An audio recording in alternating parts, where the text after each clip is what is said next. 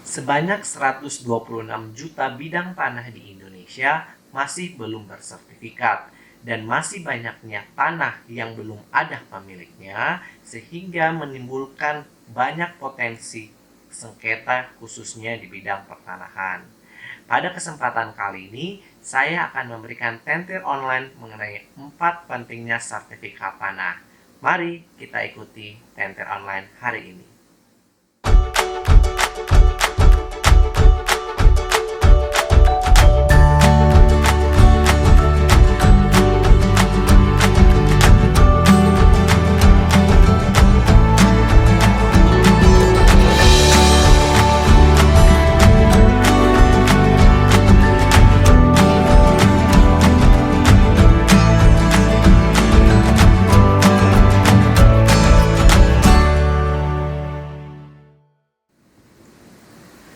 Bagi teman-teman yang sudah memiliki tanah dan bangunan, maka seharusnya teman-teman sudah memiliki bukti kepemilikan yang kita kenal dengan sebutan sertifikat.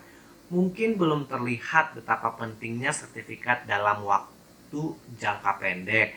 Namun, sertifikat sangatlah membantu teman-teman khususnya dalam jangka panjang apabila terjadinya sengketa pertanahan. Berikut ini pentingnya sertifikat tanah. Yang pertama, sertifikat tanah memberikan kepastian hukum dan perlindungan hukum bagi pemilik tanah. Sertifikat tanah adalah surat tanda bukti hak atas tanah, hak pengelolaan, hak wakaf, hak milik satuan rumah susun, dan hak tanggungan. Sertifikat dalam prosesnya telah dibukukan dalam buku tanah dan disimpan dalam kantor pertanahan setempat.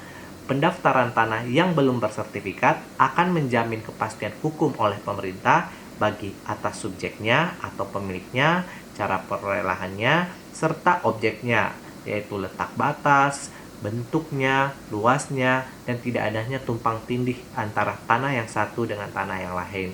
Dan pastinya tanah tersebut terjamin keberadaannya atau yang kita kenal dengan tidak fiktif. Selain itu, pendaftaran tanah memberikan perlindungan hukum bagi pemegang haknya agar dengan mudah membuktikan dirinya sebagai pemegang hak. Yang kedua, sertifikat merupakan bukti kepemilikan yang kuat. Setiap kepemilikan suatu kebendaan harus disertai dengan alat bukti. Alat bukti yang lazim berlaku adalah bukti administratif, bukti yuridis, dan bukti fisik.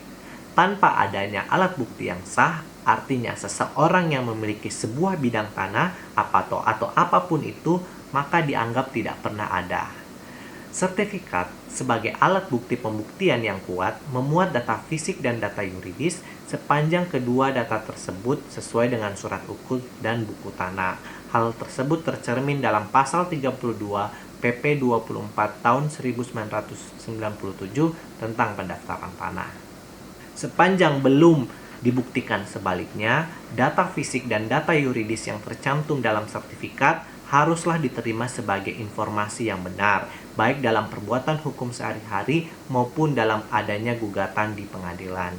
Seringkali kita masih menemukan penyangkalan atau dianggap tidak sahnya sebuah sertifikat atau gugatan dari pihak lain. Misalnya ada pihak lain yang dapat memberikan pembuktian lain secara lengkap, maka hal tersebut dapat merugikan kepada kita sebagai pemilik atau si penguasa tanah tersebut.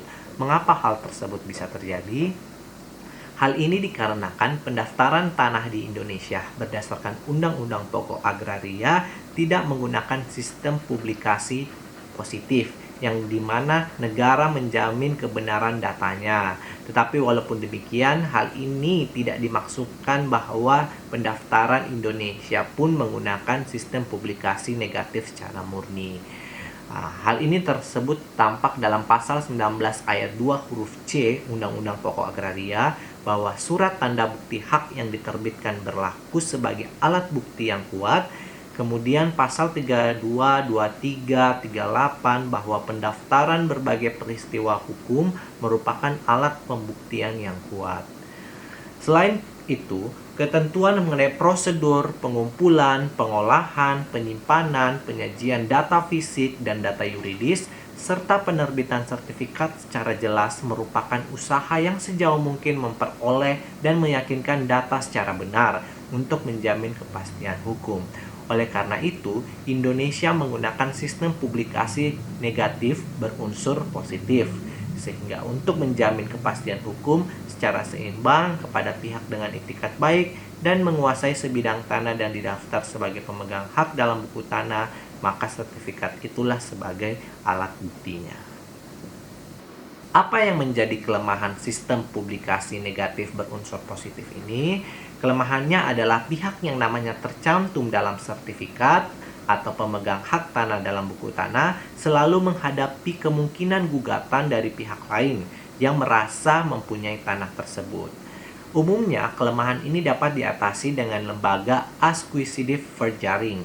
Namun karena hukum tanah Indonesia menganut berdasarkan hukum adat, maka lembaga yang tepat untuk mengatasi hal tersebut adalah trust forwarding, yaitu jika seseorang selama sekian waktu membiarkan tanahnya tidak dikerjakan dan kemudian tanah itu diperoleh secara itikat baik oleh orang tersebut, maka hilangnya hak untuk menuntut kembali. Hal ini diatur dalam pasal 27, 34, dan 40 Undang-Undang Pokok Agraria, bahwa hapusnya hak atas tanah karena diterlantarkan. Dalam suatu bidang tanah sudah diterbitkan sertifikatnya atas nama orang atau badan hukum, apapun itu yang memperoleh tanah secara itikat baik dan secara nyata menguasainya, maka pihak lain yang memperoleh tanah tersebut tidak dapat lagi menuntut pelaksanaan hak.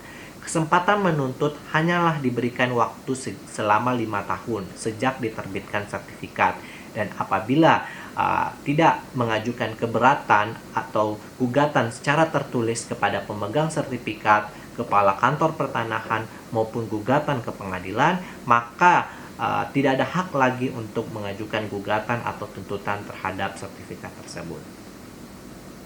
Dengan demikian, bahwa sertifikat merupakan alat pembuktian yang kuat dan pendaftaran tanah memberikan jaminan kepastian hukum di bidang pertanahan serta memberikan dampak dalam praktisnya.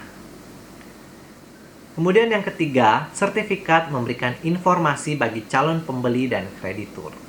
Adanya sertifikat tanah memungkinkan bagi para pemegang hak dengan mudah membuktikan haknya.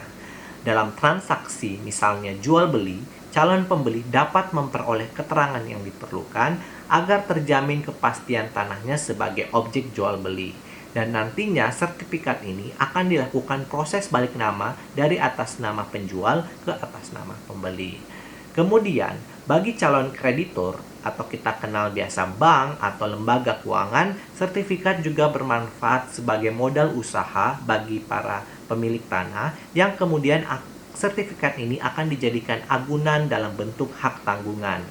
Bagi kreditur, sertifikat akan menjadi sebuah keterangan yang diperlukan sebelum dilakukan pemberian jaminan atas pinjamannya, termasuk misalnya pemberian kredit kepemilikan rumah atau yang kita kenal dengan KPR. Yang terakhir, sertifikat tanah bermanfaat untuk tertibnya administrasi pertanahan.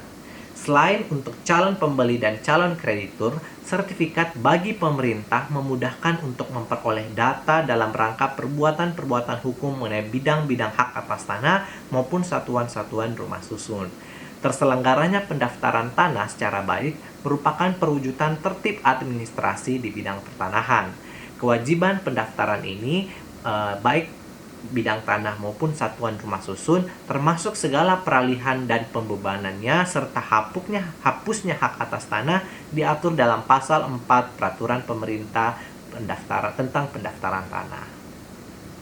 Selain itu, peralihan hak karena pewarisan juga diwajibkan pendaftarannya untuk melindungi ahli waris dan terjaganya tertib administrasi tata usaha pendaftaran, sehingga data yang tersimpan dan tersajikan selalu menunjukkan keadaan yang terakhir.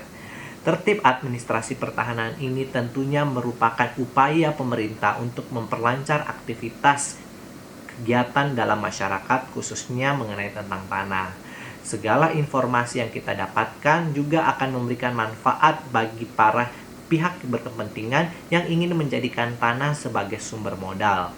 Badan Pertanahan Nasional atau BPN juga akan mengupayakan agar terciptanya pelayanan yang lancar, tertib, murah, cepat, serta tidak berbelit-belit, sehingga pelayanan umum yang kita inginkan secara adil dan merata tercapai. Demikianlah Tenter Online pada kesempatan kali ini. Saya mengucapkan banyak terima kasih dan semoga bermanfaat bagi teman-teman.